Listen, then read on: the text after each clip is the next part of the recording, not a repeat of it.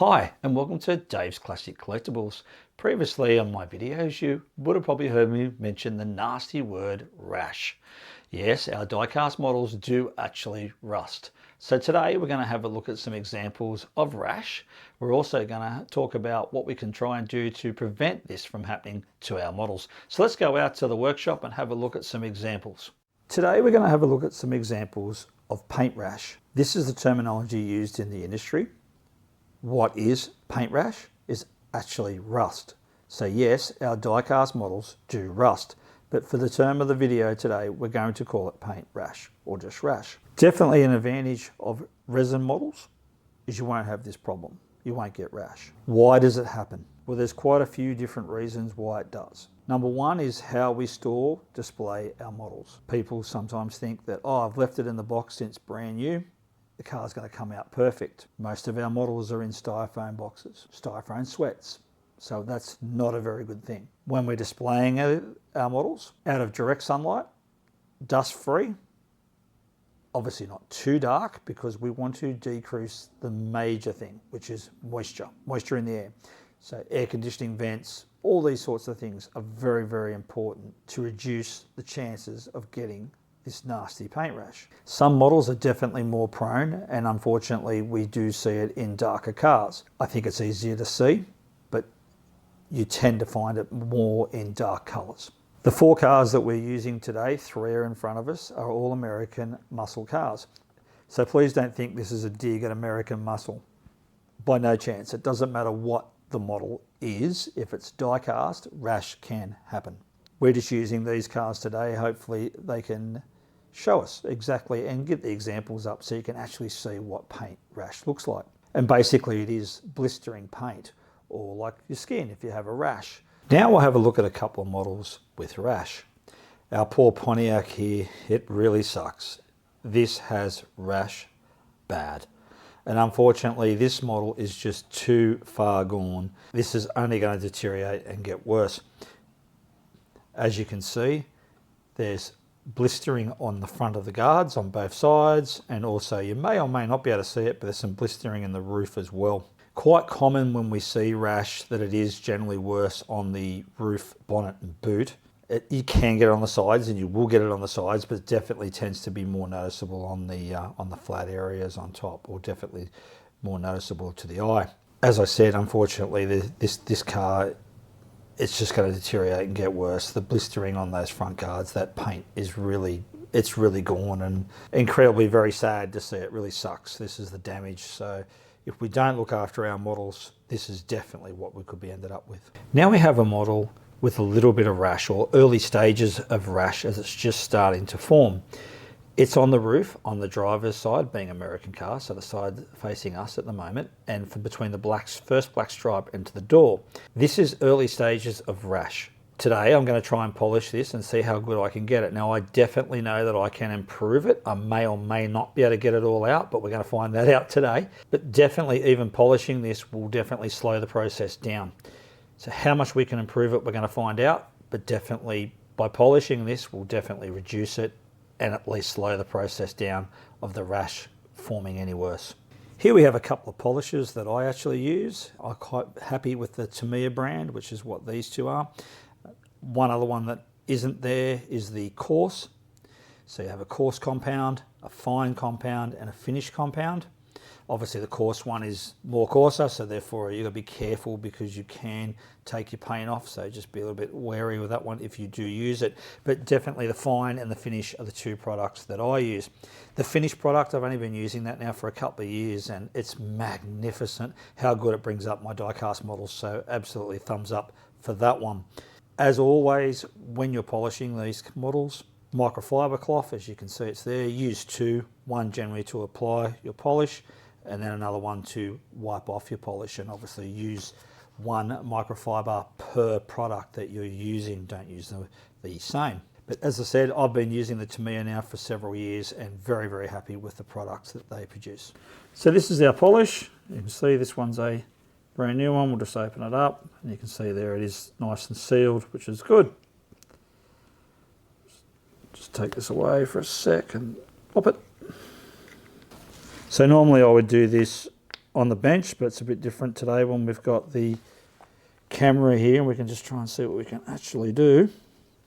Now, the important thing to do when you do polish your models is you want to actually go forward and back, not round and round. We don't want to have swirls in our paint work. And as I said, normally I would do this. This is probably just a tad thick than what I would normally like, but it's hard because I'm further away from the model to actually have it in front of the camera. But the idea is that you work your way left and right or back and forth, so no swirling whatsoever, because if you do, like no different to your real car, you can actually get buff marks in your car. And as I said earlier, apply with one, and then same motion again when you're polishing. Now I'm using a fine at the moment. As I said, there is a coarse as well, which may be needed. But even now, I'm not sure what you can see on the camera, but I can see the difference even there just with this one. And then normally in a normal circumstance, I would start tilting this car in the light to actually see if I've missed anything, to see if I can give it a bit more of another go.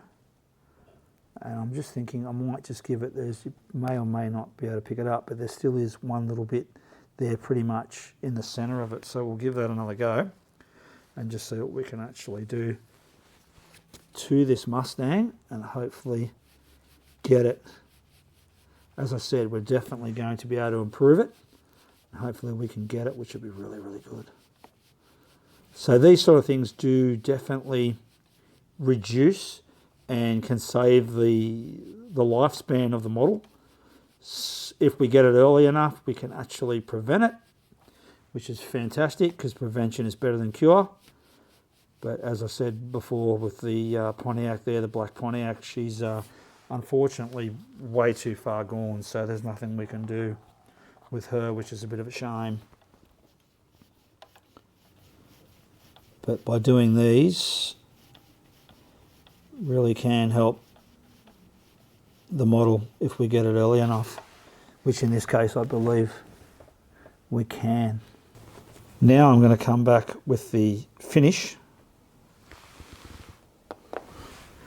So once again, the exact same process as we said, left to right, back and forth, whatever you want to call it.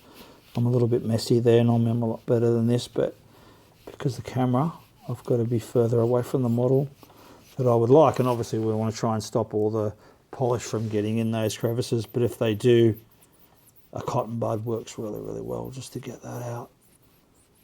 As I said, I'm a bit further away from the model, but the most critical thing, as you can see, I'm going left and right, left and right, left and right, left and right.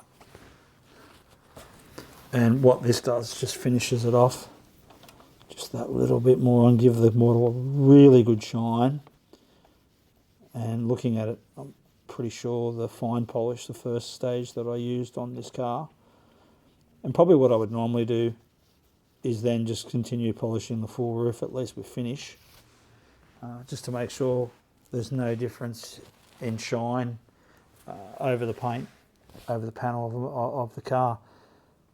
Now, looking at this without tilting it for the camera, I've got to tell you, this looks pretty damn good. So I'm really happy how this is coming up, and definitely a good stage for prevention. So as I said, get it early enough, you can definitely slow this down.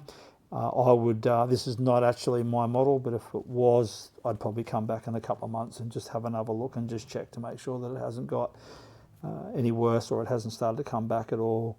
But I'm really happy with that. Summing up today, I hope you've enjoyed our look at Rash and some of the problems that unfortunately can happen in paintwork in our diecasts. We've polished the car and got some definite improvement out of it, but really some advice I can only give is, as we discussed, be very careful how you display, where you keep your models.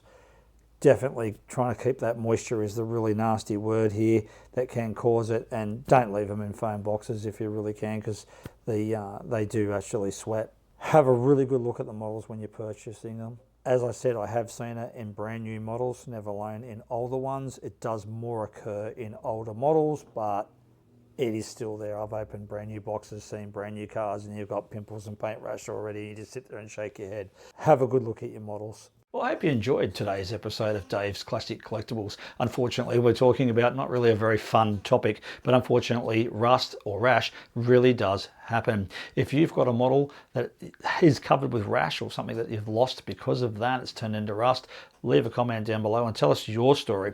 If you enjoyed today's episode, please give us the thumbs up. We're just trying to give people a bit of an overview of collecting. There's some highs and lows with collecting, and definitely rash is really one of them that's not, particularly when one of our models or some of our models are worth quite a substantial amount of money. If you haven't subscribed to the channel, please do so. I hope you're enjoying the content that we're bringing out. Until next time, happy collecting.